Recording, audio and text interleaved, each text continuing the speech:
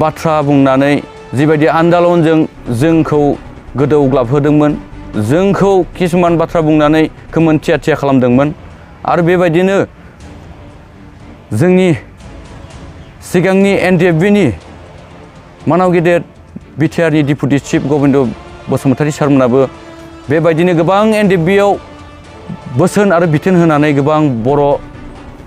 जोहोलावजोफोरखौ जिउ बाउसोम होबाय। दिनै बै जिउ बाउसोमलांनायफोरनि आत्माया दिनै जोंनि गोसो गोरबोआवबो मालाबा मालाबा गोसोआव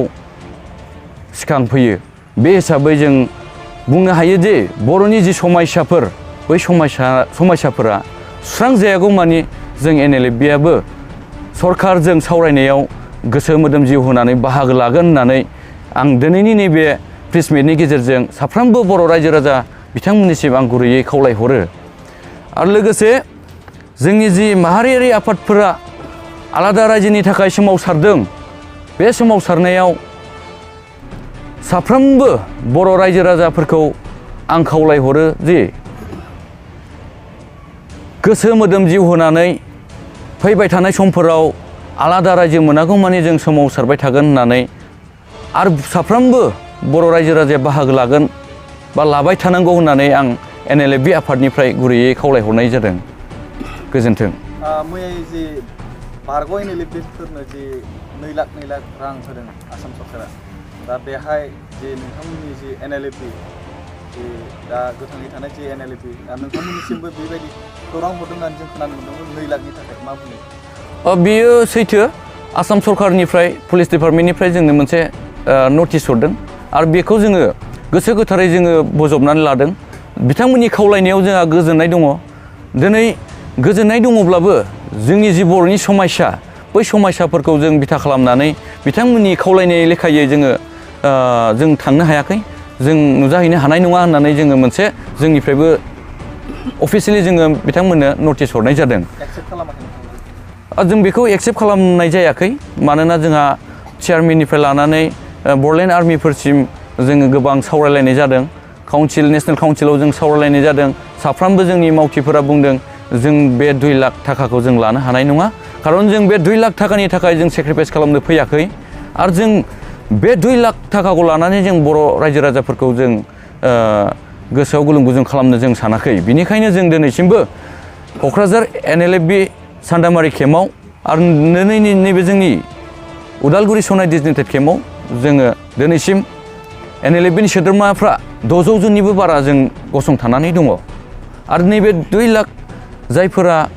बे चेकखौ लायदों बिथांमोनखौबो जों बाजायाखै। बिथांमोनखौबो जों जोंनिफ्राय गोसो गोरबोनिफ्राय बिथांमोनखौबो जों हाजासे हामबाय होदों आरो जों साबायखर बावदों जे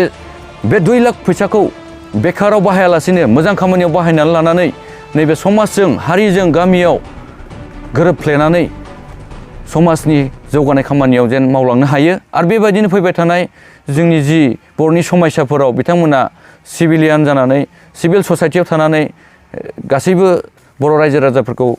हेफाजाब होलांबाय थाथों होननानैसो जों बिथांमोनखौ दिनैनि गेजेरजों जों खावलायहरनाय जादों। 747 जि केडारफ्रा NLFB-नि सारेन्डार जादों होननानै बाथ्राखौ बुंदों।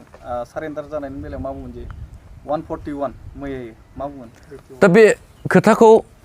जों खोनानो मोनदों, जों मेगनजों नुनो मोनाखै। मैयानि गेजेराव जोंनि नुनायाव सरकारनि लिस्टेडआ सा 41 होननानै बुंदों। सरि, सा 51 लिस्टेडआ, नाथाय बिनि गेजेरावबो 16 जनल' मोनदों होननानै जों खोनानो मोनदों। बे बेसेबां सैथो जों बेखौ उनाव मोनथिलांगोन। आरो जायफोरा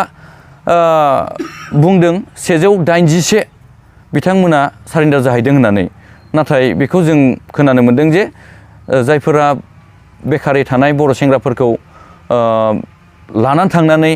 दिनै 2 लाख मोनजोबसिगोन होननानै बिथांमोनखौ लानानै थांदों, खिन्थु बेयावहाय गासिबो मोनजोबाखै। जों मिथिनो मोननायाव सा 16 जनखौल' मोनदों होननानै जों मोनथिनो मोनदों। जायफोरा मैया बेक्तिया बेयाव जायफोरा गावखौनो गथायहैदों, सारेन्डार जाहैदों, बिथांमोनाबो जोंजोंनो दङमोन मोनसे समाव आरो बिथांमोनाबो जोंनि थांखियावनो हेफाजाब आरो मदद होबोदोंमोन। जेरावनाखि जोंहा बिटिआर एकर्डनि गेजेरजों जोंनि मावनो गोनां बहुद समस्याफोर दं बै समस्याफोरा सुस्रांजायागौ मानि जों NLFBआ मावलांगोन होननानै जोङो थांखि लादोंमोन दिनै बिथांमोन बायदिया मा साननानै दिनै सोरबा सानैसो बेक्तिखौ डिसचार्ज होनायाव थांफालांनानै बा थांफानानै दिनै बे 2 लाख फैसाखौनो आंगोनि होननानै सानदों बे जों नुनायाव एसे गोरोन्थि जादों मानोना जोंनि गेजेराव जोंनि रायजो राजाफोरखौ जों मोनसे जोंनि दुरबलताखौ खोन्थानाय बायदिखौ जों नुनो मोनदों बेनिखायनो जों मोननै खेमाव थानाय NLFBनि सोद्रोमाफोरा गोरायै जों बुङो जों दिनैसिम थांनानै दङ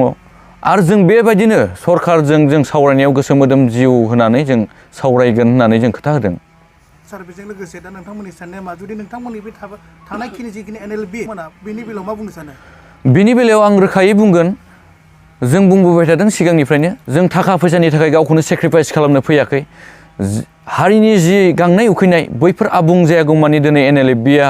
गोरायै सांग्राङै गोसो मोदोम जिउ होनानै गसंथागोन होननानै जों NLFBआ साफ्रोमबो बुंबोबाय थादों आरो दिनैसिमबो जों बुंबायानो थागोन मैयानि जि सारेन्डार जानायनि बेलायाव आं बेखौनो रायजो राजाफोरनो फोरमायहरनो सानोदि जोंनि NLFB आफादजों एक्सपेल खालामजानाय हान्जाया बेबायदिनो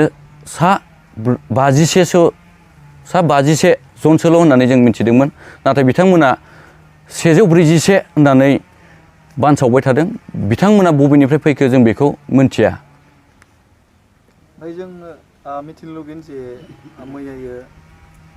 सारेन्डार जानायनि गेजेरावहाय नोंथांमोननि बे उदालगुरि सनाय केम्पनि आरो क'क्राझार सान्दामारि केम्पनिफ्रायबो दङ नामा नोंथांमोननि केडार सारेन्डार जाहैनाय बेलायाव मा बुंगोन बेनि बेलायावबो आं रायजो राजाफोरनो फोरमायहरनो सानदोंदि जोंनि नैबे सनाय NLFB डिजिनेटेड केम्पनिफ्राय बिथांमोनजों थांनाय जोंनिफ्राय गैया आरो बे क'क्राझाराव थानाय जोंनि NLFB केम्प सान्दामारिनि केम्प बेनिफ्रायबो थांनाय गैया होननानै आं रायजो राजाफोरनो क्लियारखौ हरनाय जायो बाध्य जाबाय मानो होननानै बुङोब्ला मैयानि जि समाव जोंनि NLFB आफादनिफ्राय NLFBनि संबिधान आरो आफादनि नेमखान्थि आयेन बारसिनाय हिसाबै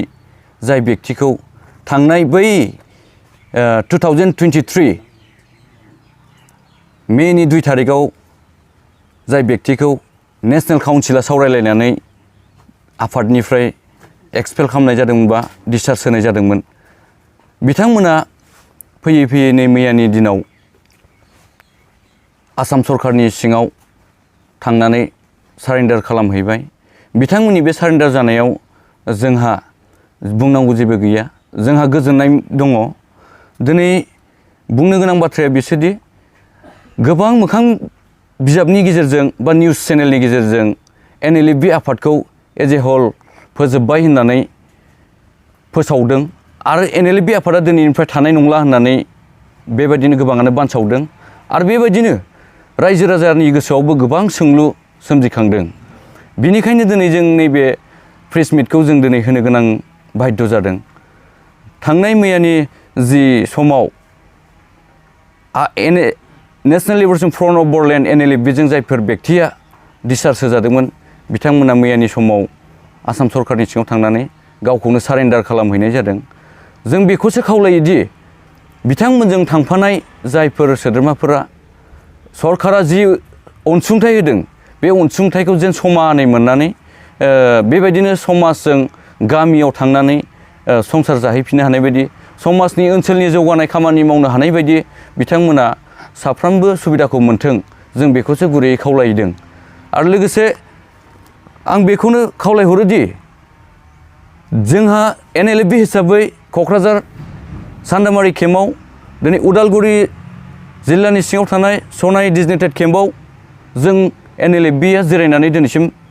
गोथाङै दंबाय थायो आरो दिनैसिम जोंनि गेजेराव चेयारमेननिफ्राय लानानै जेनेरेल सेक्रेटारि आरो बेबायदिनो जोंनि काउन्सिलाव गोबां दैदेनगिरिफोरा दिनै जोंनि गेजेराव दङ आरो बेबायदिनो जोंनि बर'लेण्ड आर्मिफ्राबो जोंजों लोगोसे दङ दिनै मैया दाख्लै साननैसो एसे आगोलाव जोंनि बर'लेण्ड आर्मिफोरनि खुगानिफ्राय खोनानो मोन्दों जों 2 लाख फैसानि थाखाय जों गावखौ जों सेक्रिफाइस खालामनो फैयाखै 2 लाख थाखानि थाखाय जों फैयाखै जोंनि जेब्लानिसिम जोंनि NLFBनि जि समस्या बर' हारिनि जि समस्या जि थांखिफोर बैफोर समस्याफोरा थांखिफोरा सुस्रांजायागौमानि जाफुङागौमानि NLFBआ जों